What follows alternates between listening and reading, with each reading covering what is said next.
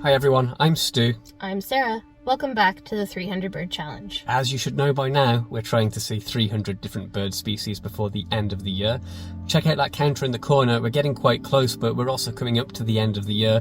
So we have made the trek to New Jersey. Sara, where are we at the moment? We're in Galloway at Edwin B. Forsythe National Wildlife Refuge. Stay tuned guys, we'll talk a bit more about that in a second and some of the other places we're hoping to get to.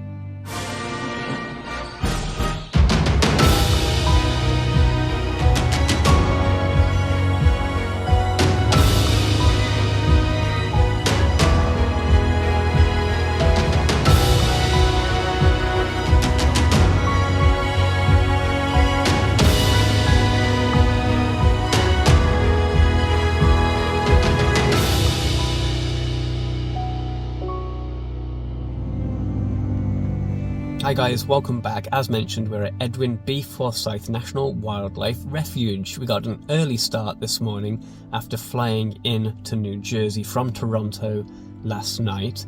We're going to do a wildlife drive here first and hopefully pick up some shorebirds. Sara, what birds in particular are we looking for that were seen recently, according to reports, at this location? So we're looking to pick up the pectoral sandpiper, the semi-palmated sandpiper, American avocet, and then non-shorebirds, there's the salt marsh and seaside sparrows, as well as dickcissel. As usual, we'll take whatever we can. It might not always go according to plan and the reports that we've seen in the past. In general, on this trip, we're hoping to pick up maybe at least 5, 6, 7 new species. Maybe on the optimistic end, as many as kind of 12, 15, something like that.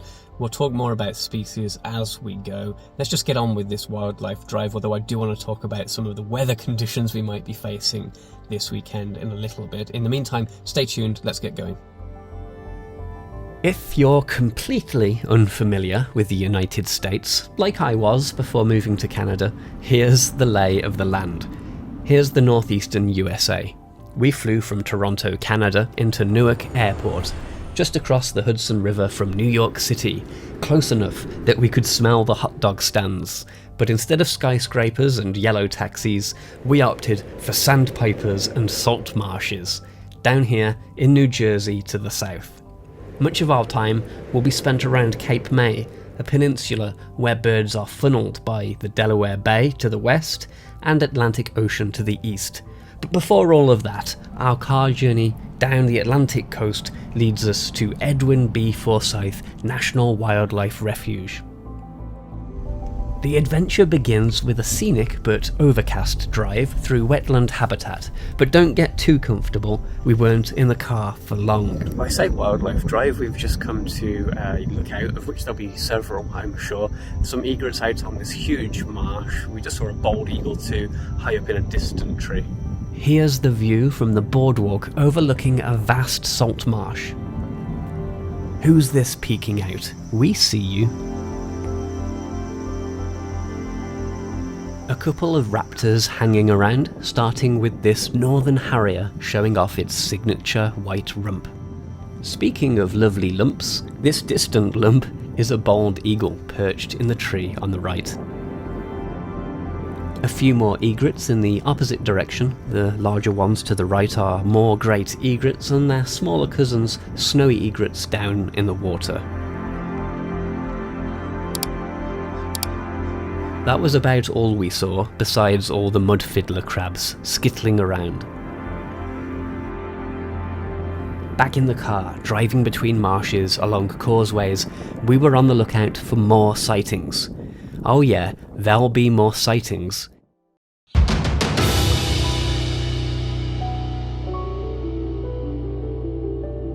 Oh yeah, there'll be more sightings, even a few common ones. This one had us thinking for a moment. I don't know which rail it is, but... Rare king rail? Unfortunately not. Virginia rail? We wish we still haven't seen one. Clapper rail? Yes, that's the one. Northern shovelers in non-breeding plumage, dabbling away with their large bills. Sparrows would dart out from the plants every now and then, but filming them through a polarised windshield is useless. So picture me swinging the car sideways across the road to shoot through the side window like an amateur spy. We were hunting salt marsh and seaside sparrows, both lifers, but this is a savanna sparrow. Close, but no cigar. A closer encounter with a great egret looking like it's had enough of the wind. It wasn't the only one, trust me, conditions were worsening. This yellowlegs here, hard to tell exactly which type of yellowlegs while it's doing the old head tuck routine. We also saw some laughing gulls, common around these parts. Here's a more visible yellowlegs. This one's probably a greater yellowlegs based on the upturned bill. Further along I suddenly spotted a new bird, one we were really hoping for in New Jersey. These American avocets are scared off by a raptor flying overhead. Unfortunately, just as they take off, my camera malfunctions. Oh dear. Further along, where these two channels of water combine, were a few different species. Amongst them were some terns. Now, royal, common, Caspian and Forster's terns are all frequent visitors here. This tern has a slight yellow tip on the bill, light grey under the wings and a black eye patch, making it a Forster's tern in non-breeding plumage. And that, ladies and gentlemen, makes it a lifer.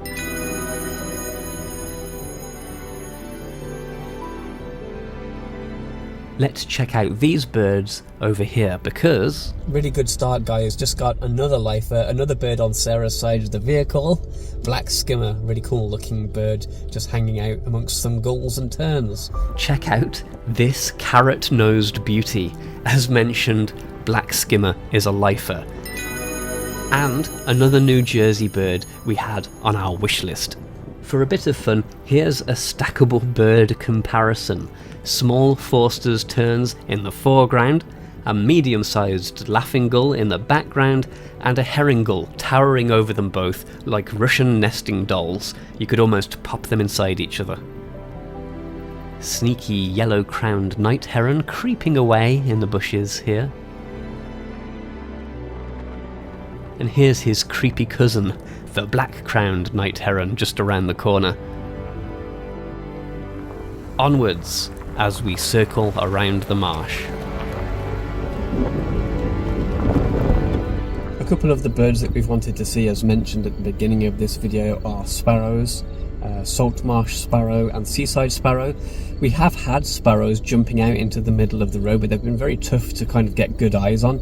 Either in front of the car, and by the time you turn the car to an angle to see it, they've gone, or the car scares them away, or somebody else blazes through.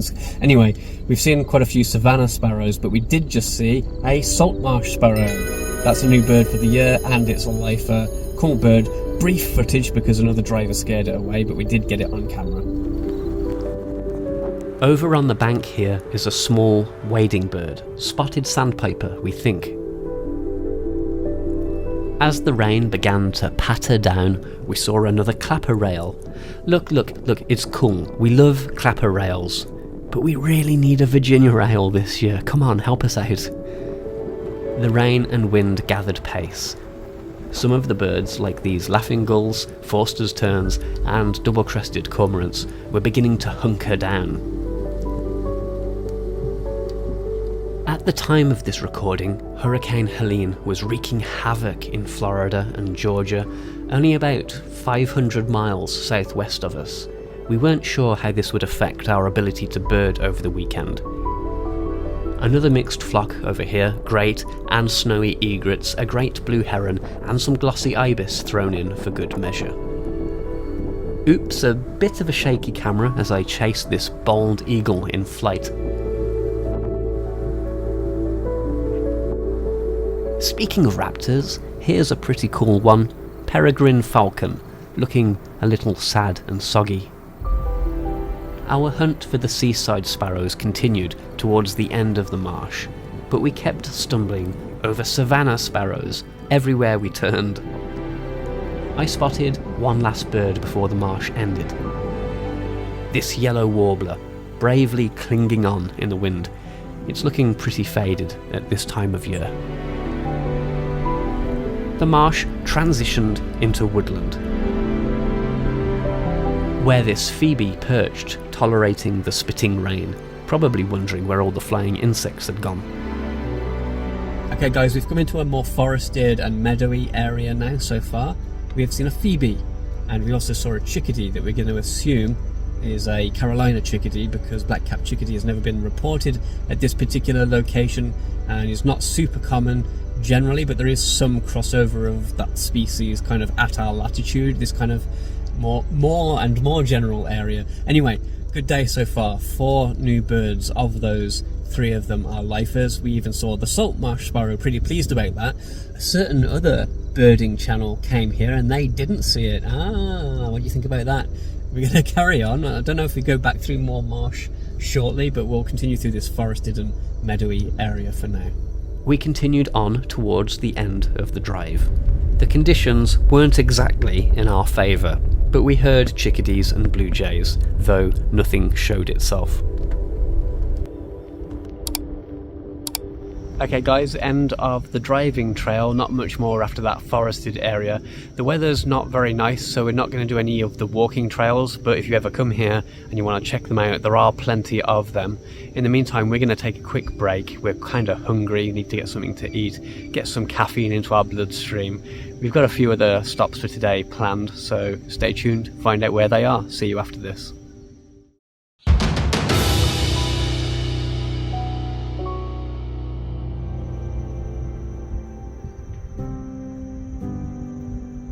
Okay guys, welcome back. Sarah, where have we come to next? The Wetlands Institute at Stone Harbour. We've already walked a little bit of the way along a gravel footpath and a bit of a metal boardwalk. Haven't seen too much. A couple of great egrets out there and some yellow legs, but we've disturbed them and they've flown away before we could get the camera on them. In the meantime, kind of behind us and behind this classroom here, there's a bit of a lookout over an inlet, and there are some Forster's terns there, and they seem to be getting quite close, so let's see if we can get some footage of those at least before we move on. Stone Harbour is located a little way down the Atlantic coast, and the Wetlands Institute has a small salt marsh boardwalk and a boat launch that affords views of a wide channel. Let's take a look. Conditions were still quite harsh, so this stop will be brief. But this Forster's tern was fairly comfortable with us getting nice close looks. It was only a little agitated by its buddy out on this buoy, or buoy as our American friends would call it.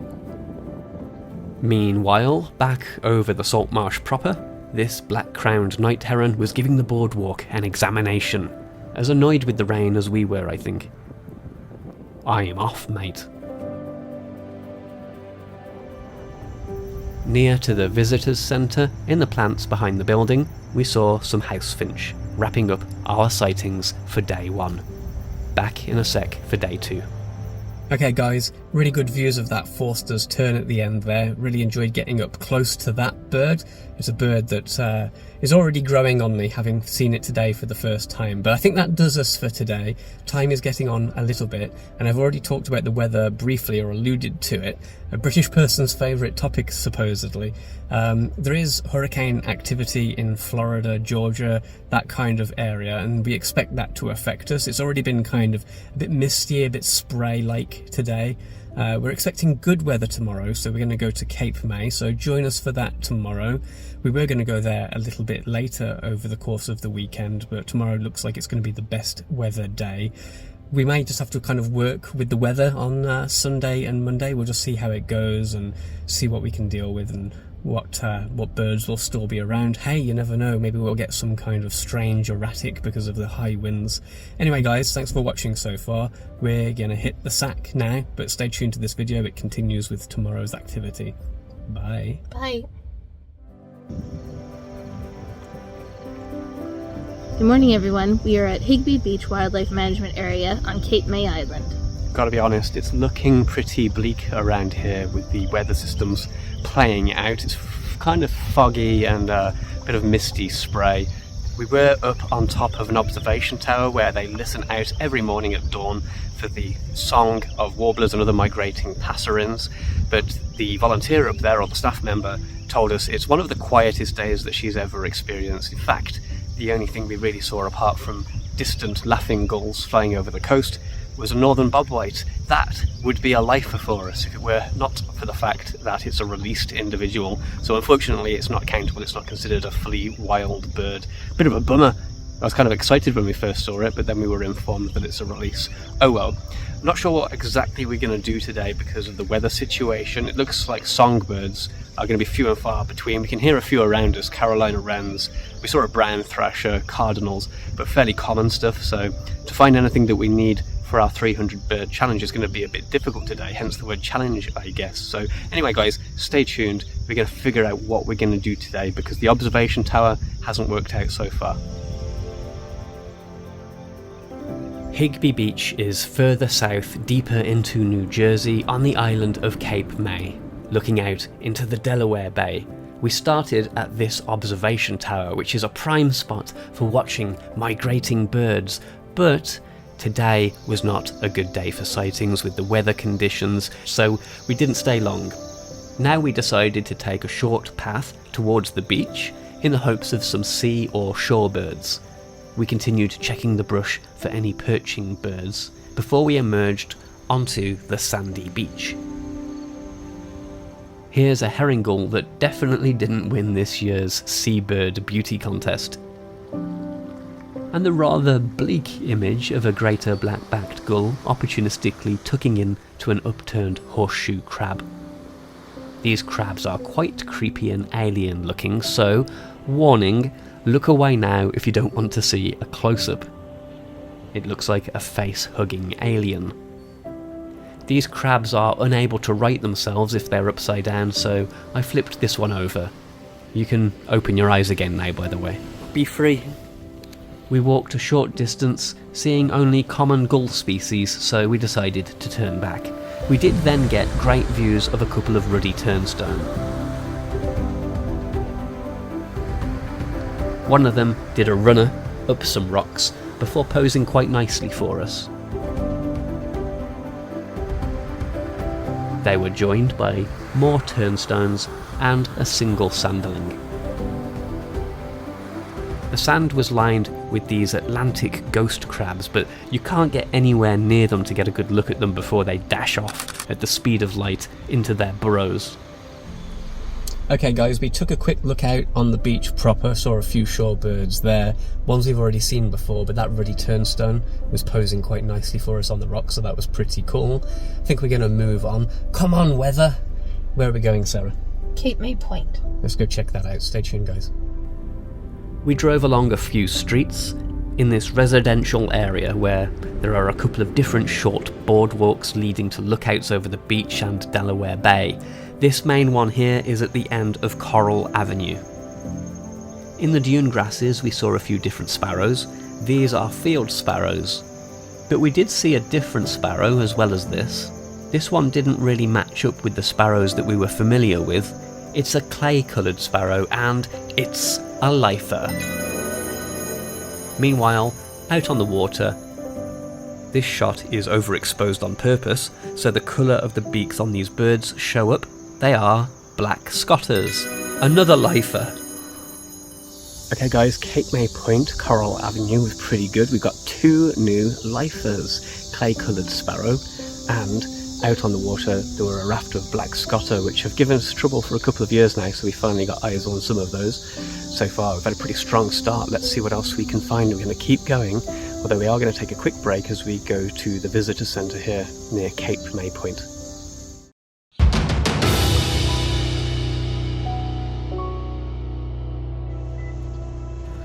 Welcome to Cape May Point State Park. We're now just down the road from our last stop, a little further east. There's a couple of lookouts at the main parking lot here, which are used for both observing the surrounding habitat, but also for migrating birds flying over, especially raptors. We began by checking out a lookout called the South Shelter, which overlooks the beach. And we were immediately accosted by this rat snake. not much down at the water. But there were several mockingbirds harassing each other nearby.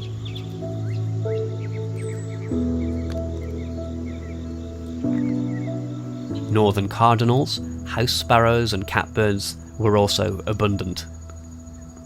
This is a spotted lanternfly native to Asia, and there are concerns about its potential destruction to some plants and tree species here. It was only recently detected in the USA in 2014. It's not yet established in Canada, but there are a couple of dozen photographs and sightings of it cropping up. If you spot one of these in Canada, trap it and report it to the Canadian Food Inspection Agency. Let's get back to the birds for a bit. Here's a house finch near the visitors centre. And there always has to be a downy woodpecker thrown in there. I wouldn't want to disappoint anyone. This one gave us a little bit of trouble. Want to guess what it is? It refused to come out at first, but eventually it dropped down and gave us good looks. Yeah, yellowthroat. Common yellowthroat. We left the South Shelter lookout and the rat snake, and we had a look up over the Cape May bird observation deck. This deck looks out over a large marsh and has clear views of the sky for any flybys. Other than egrets and swans, we didn't see much, but a dickcissel had been seen mixed in with some house sparrows recently. It didn't take long for us to spot it too. New bird for the year. Fairly common here, but not unheard of. Dickcissel with the house sparrow. The dickcissel normally lives in grassland habitat, but their range is recently expanding. It can often associate with sparrows like this one, but it stands out even in non-breeding plumage because it's got so much yellow coloration. We've seen dickcissels a couple of times now, but always in non-breeding plumage. We'd really like to see one in breeding plumage sometime. Okay guys, one or two sightings there, but the highlight amongst them at the Hawk Watch observation tower, suddenly a horde of about 30 people noticed that there was a dickcissel. We got that, that's a new bird for the year, another one to our list, really pleased about that one. We saw one last year actually, and it was around in Toronto I think up until the end of December, and of course it disappeared sometime, I think actually maybe early January, just before we had chance to go and see it, so we kind of missed out on it. So we have now picked up dickcissel, which is quite a rare bird in Toronto and pretty uncommon here too. Last time we saw it, it was associating with house sparrows. Funnily enough, it was doing the same thing this time as well, feeding on seed which people had thrown onto the ground. But it's still a wild bird, so it counts, unlike the northern bobwhite from earlier today. Anyway, we're going to move on to a new stop yet. We're going to kind of have to talk about where that might be. Stay tuned, we'll be back in a sec. As we were about to leave, someone claimed to have seen a Connecticut warbler, so tons of people descended on the area. We hung around a bit, searched the trees, stuck our heads down the trail, but we saw no sign of it. Let's take a quick break before the next stop.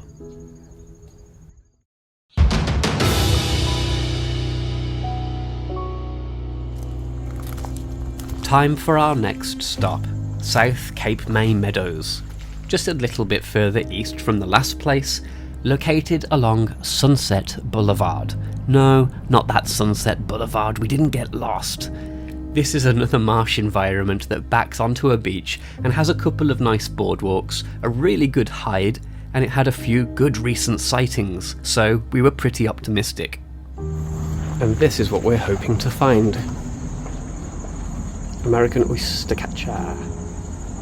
We walked to yet another observation deck. What can I say? They're pretty popular around here. Let's take a look. Oh, you see those little pocket ducks down there in the water? That's a couple of green-winged teal dabbling away. Cute little ducks, right? Some shorebirds over on the dry land there, starting with this greater yellowlegs. The small bird, with a single ring around the neck, is a semi-palmated plover. A little more tricky here, but the three birds in the centre of this shot are semi-palmated sandpipers, new bird.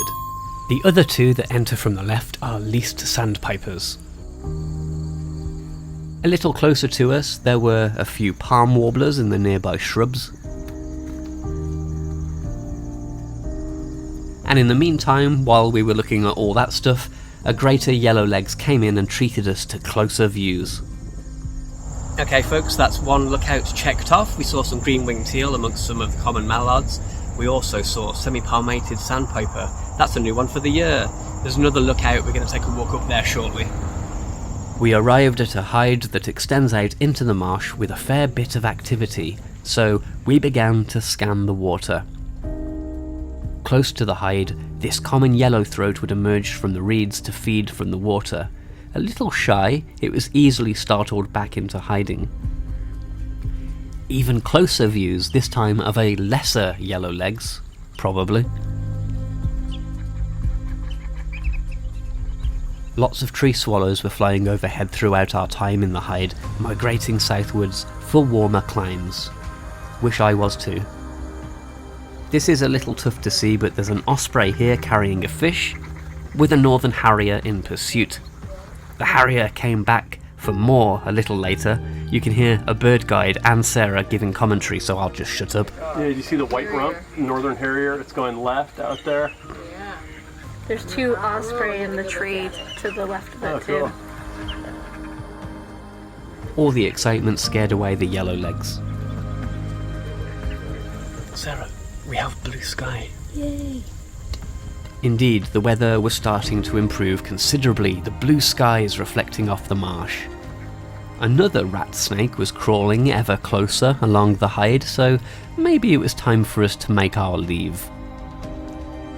As we walked back, a few butterflies could be seen, this one an American lady.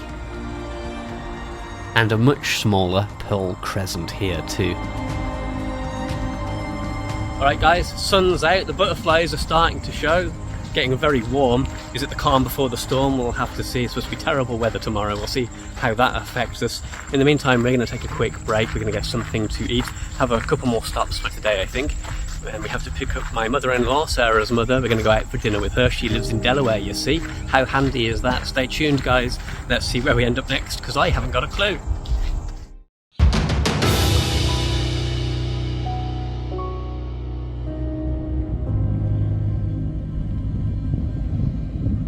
Okay guys, just a very quick stop at Cape May Beach, see if there's any birds out on the sand near the Atlantic Ocean. We quickly saw quite a large mixed flock of birds. Thanks to the power of super telephoto lenses, we got great looks at all these black skimmers. We saw a distant one earlier in this video, but it was great to see so many of these unusual birds here. I think these cool birds must annoy the sunbathers and the other locals because a city truck would occasionally drive through them to try and disperse them. I don't think the skimmers cared, they didn't stay away very long before recongregating in the same spot. Another few birds near the ocean. Check out the black back on the middle one, a type of black-backed gull, but it's a little smaller and it has yellow-coloured legs. Lesser black-backed gull, new bird. I've only ever seen this bird before in the UK until now. The beach was just a flying stop. We had a little time to spare before meeting Sarah's mum at the ferry terminal, so we went back to where we started this video at Higbee Beach. It looked quite pretty as the sun began to get lower in the sky, but there were no birds to help us out on our quest. So it was off to the ferry terminal for us. Time for some family stuff and some good food. Okay guys, I think that's all we have time for in this video. As mentioned earlier, Sarah's mum is going to come and meet us from Delaware on the ferry, so we're going to go meet her now. There may be a part 2 to this video, but with the way the weather has been, and it's supposed to get worse, I'm not sure if that's going to happen or not. So, tell you what, I'll slap a caption on the screen, because by the time I edit this, I'll know if there is a part 2 or not. Tears if there isn't, because the rain was so heavy, but hopefully there will be, and we'll have time to find a few more birds before we head back to Toronto, Ontario. Sarah, what do you think your highlight was from this trip so far? The black skimmer, because we were hoping to see it in Florida but missed it there. Yeah, I think that's probably my highlight too. The salt marsh sparrow was pretty cool too, just because it was a bit more challenging, having different sparrows jump out into the road and quickly trying to get the camera on them before they flew away, and then we just picked out a salt marsh before it flew away, so that was pretty cool in terms of catching it on camera too. But yeah, black skimmer was a pretty cool bird. Anyway guys, thanks for watching this video so far. Sarah, what should the viewers do? You should like and subscribe. And comment too. Hit the subscribe button, the big red button, and hit the bell icon and you'll get notifications when we post new videos. Thanks for watching guys. Thanks for your support. See you soon. Happy birding. Bye for now. Bye. Bye.